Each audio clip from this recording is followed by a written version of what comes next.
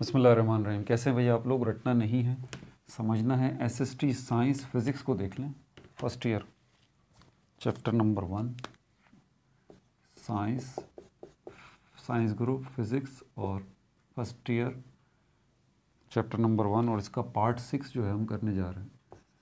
Topic मैं आपको बता देता हूँ। आपको लगता है कि काम का टॉपिक है, सुनना चाहिए, तो आप वीडियो कंटिन्यू रख सकते हैं और ना आप वीडियो बंद भी कर सकते हैं, क्योंकि आपका टाइम बड़ा मैटर करता है। सबसे प्रीशियस चीज़ है, ये निकल गया तो फिर दोबारा थोड़ी ना आएगा।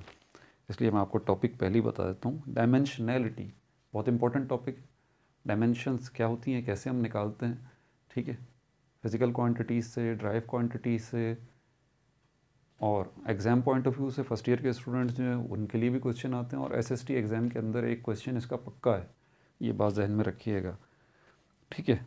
अच्छा, अब आगे चलते हैं। फिर 3 बजे से लेके 9 बजे तक हर एक घंटे बाद, आधे घंटे बाद आपको वीडियो मिल जाएगी। 8 वीडियोस डेली अपलोड होंगी अल्लाह की रहमत से। जनरल ग्रुप वालों के लिए भी, साइंस ग्रुप वालों के लिए भी, जनरल ग्रुप वालों के लिए matric Urdu, Pakistani study, class 9th की इस्लामियात और इंग्लिश, और first year chemistry, first year biology, first year mathematics, first year physics जो है ये।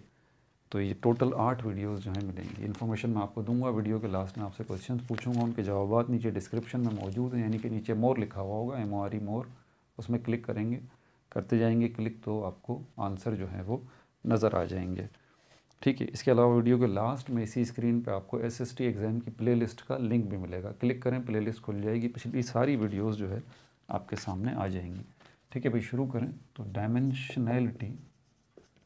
डायमेंशनैलिटी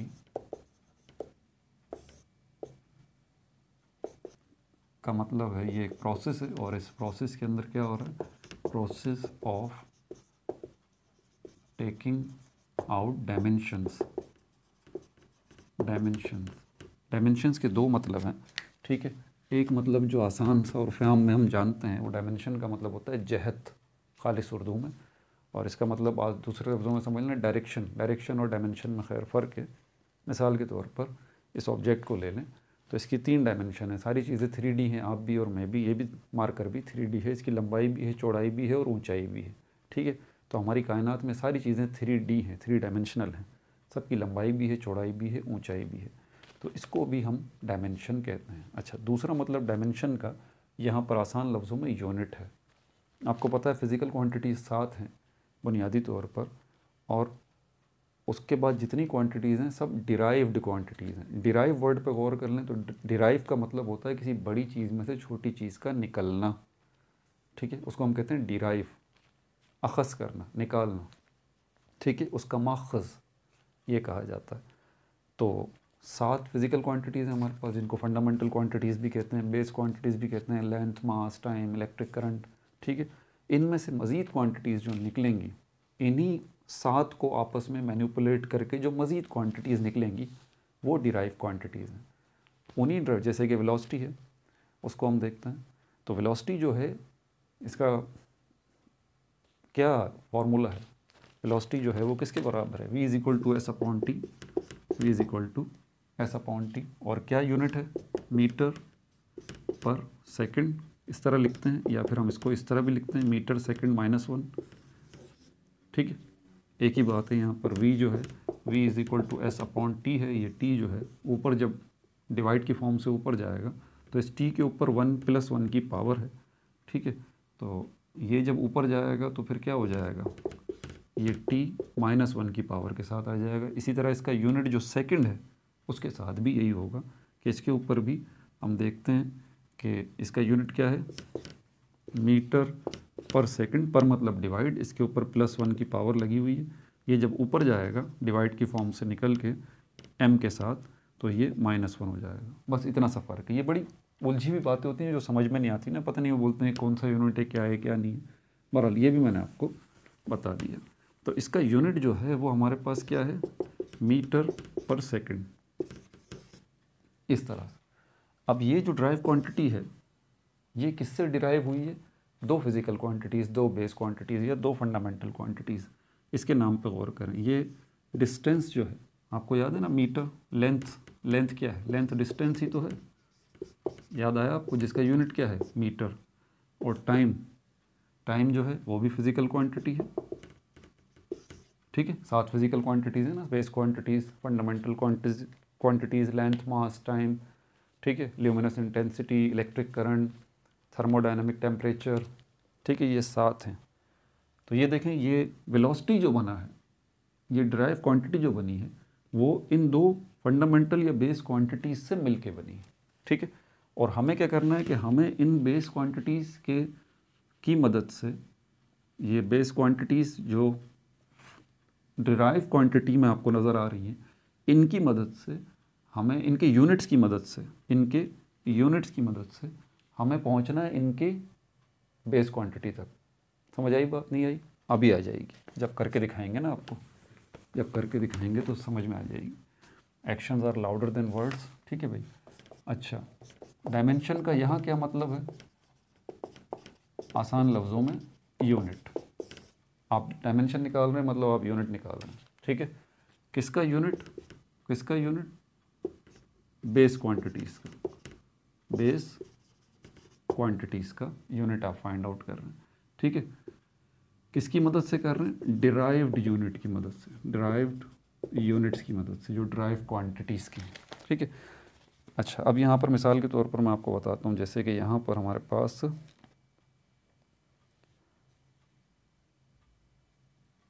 एक, हमारे पास ये, हाँ, v is equal to S upon t ही ले लीजिए, ठीक है। तो ये s क्या है? डिस्टेंस है, डिस्टेंस मतलब लेंथ है, और लेंथ का यूनिट क्या है? मीटर, लेकिन ये इसका यूनिट है मीटर। इस मीटर की जगह पर हम लेंगे कैपिटल L इस तरह से स्क्वायर ब्रैकेट्स में, ठीक है। और टाइम को अगर हम बात करें तो टाइम के लिए हमारे पास ये कैपिटल T आ जाएगा, कैपिटल T आ जाएगा। तो अगर मैं आपसे पूछूं इसके मुझे वेलोसिटी के डायमेंशन बताएं तो s की जगह पर क्या आ जाएगा? s क्या है? Distance, length, metre, capital L square brackets में, डिवाइडेड बाय टाइम के लिए क्या है? कैपिटल T स्क्वायर ब्रैकेट्स में, यह आ गया। और ये अब नीचे है मौजूद, इसके ऊपर +1 की पावर है, ये ऊपर जाएगा तो इसकी पोजीशन क्या बन जाएगी? T-1, ठीक है। और फिर ये दोनों एक ही ब्रैकेट में आ जाएंगे इस तरह से, L-T-1। तो ये जो L-T-1 आपने निकाला है, ये क्या निकाला आपने? Dimensions of velocity, dimensions of velocity पूरा देख लें। v is equal to S upon T, S distance, length,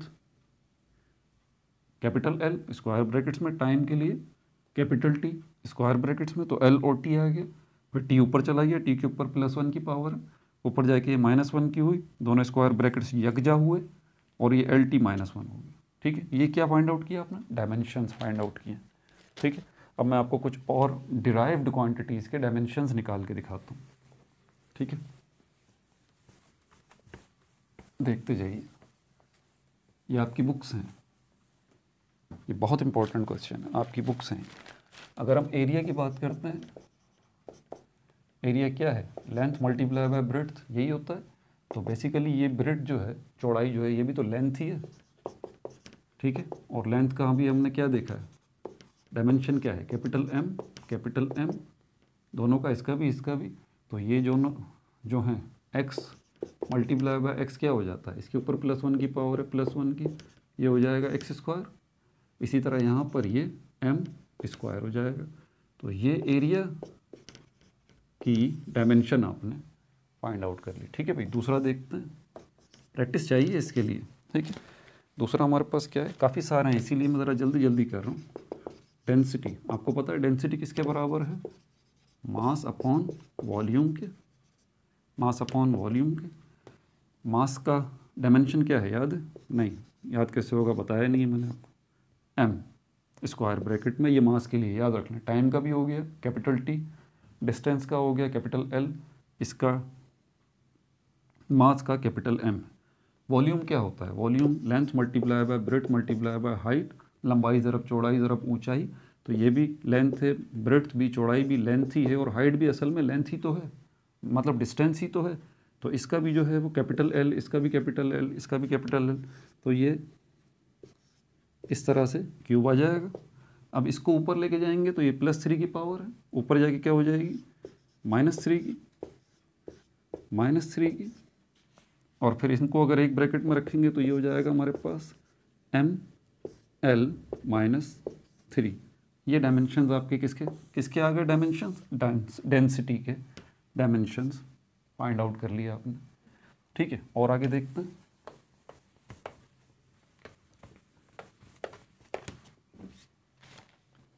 उसके बाद हमारे पास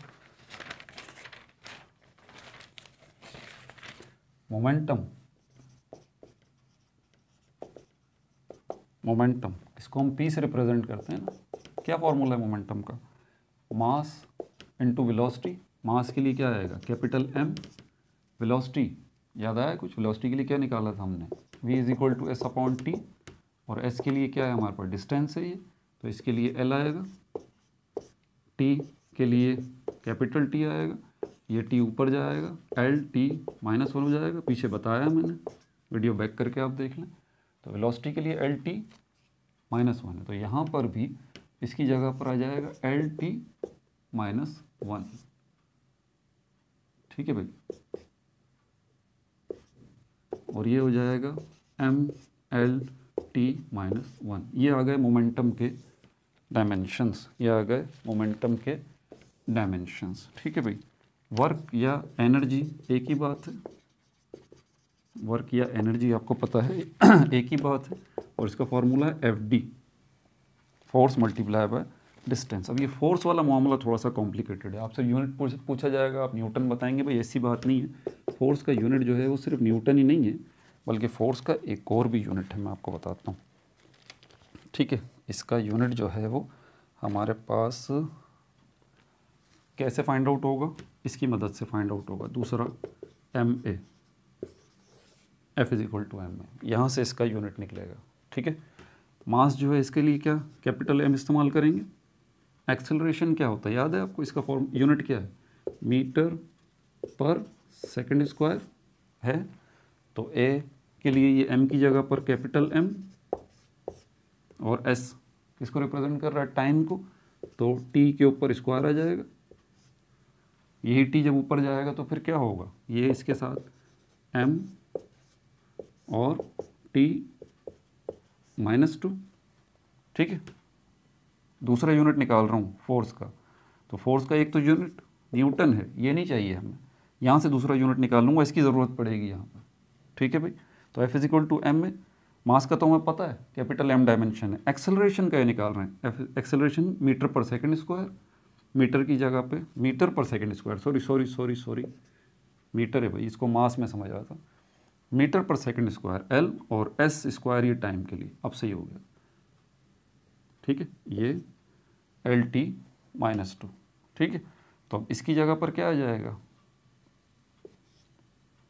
LT -2, और ये देखें यही, अब इसको मैं एक ब्रैकेट में लिखूंगा ना, तो यहाँ आपके सामने लिख रहा हूँ, ये देखें फोर्स का ML, ये कैपिटल लेटर में लिखना पड़ रहा है ना, असल में मुसीबत ये है, MLT -2। ठीक है, अच्छा अब D रह गया, D क्या है, डिस्टेंस, डिस्टेंस मतलब लेंथ, लेंथ मतलब कैपिटल L, ये आ गया इसका भी। अब थोड़ा सा प्लस माइनस आपको करना पड़ेगा, ये देखें L यहाँ पर भी है, L यहाँ पर भी है, तो ये L² हो जाएगा, L² हो जाएगा, और T -2। ये आ गए dimensions of work and energy. ठीक है भाई, आगे देखें, नहीं आगे देखें नहीं, बल्कि आगे मैं आपको कुछ देता हूँ, इतनी बड़ी वीडियो थोड़ी ना बना सकते भाई, इनके जवाब फिर डिस्क्रिप्शन में आपके पास मौजूद होंगे। ठीक है, इलेक्ट्रिक चार्ज ये आपके लिए काम आ गया। इलेक्ट्रिक चार्ज जो है इसको हम Q से रिप्रेजेंट करते हैं। ठीक है, ये किसके बराबर है, ये बराबर है करंट के और टाइम के। इसकी डायमेंशन मुझे ज़रा बताइए, क्या डायमेंशन होगी इसकी इलेक्ट्रिक चार्ज की। दूसरा ग्रेविटेशनल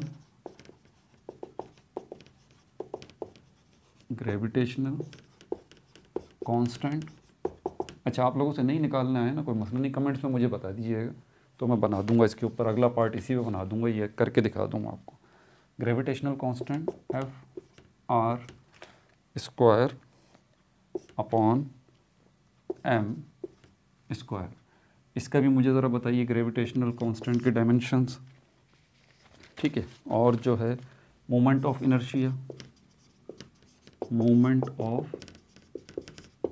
इनर्शिया, ये बराबर है मास इनटू डिस्टेंस के स्क्वायर के। तो मोमेंट ऑफ इनर्शिया का भी मुझे बताइए, इसके जो है वो डायमेंशन क्या होंगे। मोमेंट ऑफ फोर्स ये किसके बराबर है, ये फोर्स इनटू डिस्टेंस के बराबर है।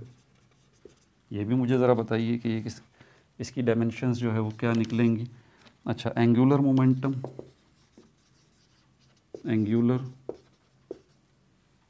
मोमेंटम